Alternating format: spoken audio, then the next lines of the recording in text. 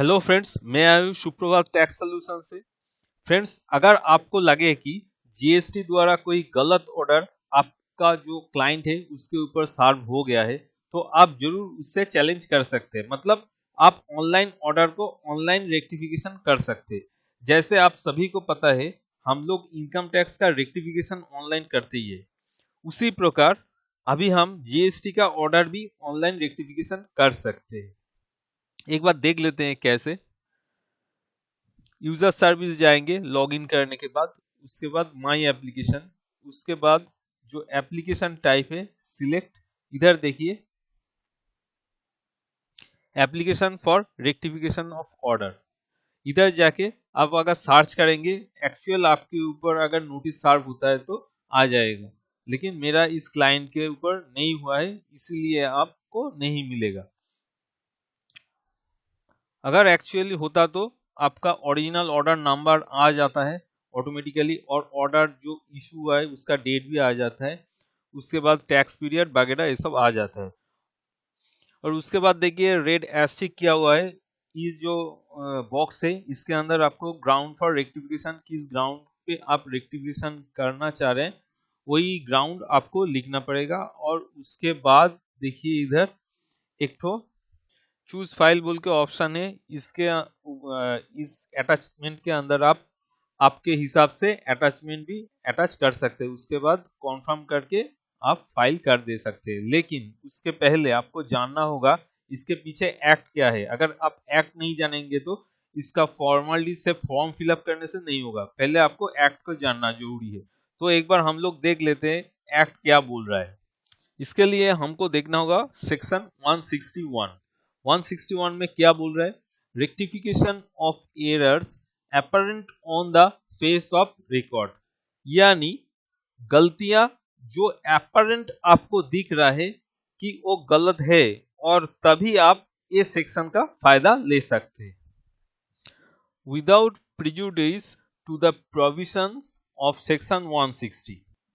Section 160 बोलता है किसी तरह के नोटिस आया है और कोई डॉक्यूमेंटेशन आया है जिसमें कुछ एरर है और जिसके वजह से नोटिस इनवैलिड हो रहा है, तो उसको नजर रखते हुए उसके वजह से इनवैलिड नहीं होगा। And notwithstanding anything contained in any other provisions of this act, any authority who has passed or issued any decision or order or notice or certificate or any other document may rectify any error which is apparent on the face of record in such decision or order or notice or or certificate or any other document। मतलब order के अंदर कोई apparent mistake है, notice के अंदर कोई apparent mistake है, certificate के अंदर कोई अपरेंट मिस्टेक है, या किसी भी डॉक्यूमेंट के अंदर एरर मिस्टेक है, either on its own motion और where such error is brought to its notice by any officer appointed under this act or an officer appointed under the State Goods and Service Tax Act or an officer appointed under the Union Territory Goods and Service Tax Act। Either officer own motion में कर सकते हैं, या फिर वो जो error है वो नोटिस में लाया गया ऑफिसर का जो कि जीएसटी के द्वारा अपॉइंटेड है और यूटीजीसी के द्वारा ऑफिसर अपॉइंटेड हो सकता है, और by the affected person within a period of 3 months from the date of issue of such decision or order or notice or certificate or any other document as the case may be। मतलब जो affected person यानी SSC के पास भी rectification of error के लिए application करने का मौका दिया गया, कितना दिन तक ये मौका मिलेगा आपको, नोटिस इशू होने से वो 3 महीना तक एसएससी को जो टाइम पीरियड है वो उनके पास टाइम रहेगा। मतलब 3 महीना तक एसएससी के पास रहेगा, नोटिस इशू होने तक 3 महीने के अंदर वो रेक्टिफिकेशन खुद ब खुद कर सकते हैं, provided that no such rectification shall be done after a period of 6 months from the date of issue of such decision or order or notice or certificate or any other document. Simple सा बात है, मतलब आपके पास 3 महीने तक time है। अगर 3 महीने के अंदर आप नहीं कर सकते और 6 महीने के बाद वो पार्टिकुलर नोटिस के अगेंस्ट आप कोई रेक्टिफिकेशन नहीं कर सकते।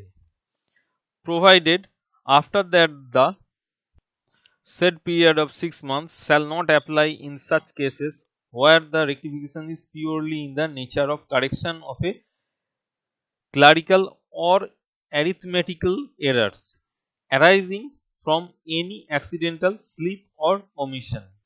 मतलब कोई क्लरिकल एरर है या फिर एरिथमेटिकल एरर है, तब ये 6 महीना वाला जो कानून है वो तब एप्लीकेबल नहीं होगा, उससे बाद भी आप एप्लीकेशन कर सकते हैं।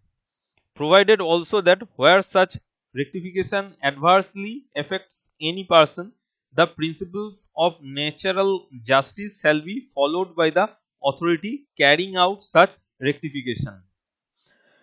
अगर कुछ रेक्टिफिकेशन अप्लाई किया गया है और अगर एसएससी को वो एडवर्सली अफेक्ट करता है तो फिर आपको पूछा जाएगा, मतलब एसएससी को पूछा जाएगा, इन्फॉर्म किया जाएगा कि आपके अगेंस्ट कार्रवाई किया जा रहा है, आप अपना जवाब काइंडली दे दीजिए। तो मुझे लगता है एक काफी इंपॉर्टेंट फीचर दे दिया गया है एसएससी के लिए, जो कि बहुत पहले दे देना चाहिए था। तो ये था आज का वीडियो। अगर अच्छे लगे तो प्लीज लाइक शेयर कमेंट करना मत भूलिए, और अगर इसी तरह का अपडेट आपको चाहिए तो इस चैनल को सब्सक्राइब करना मत भूलिए। Thank you for watch this video.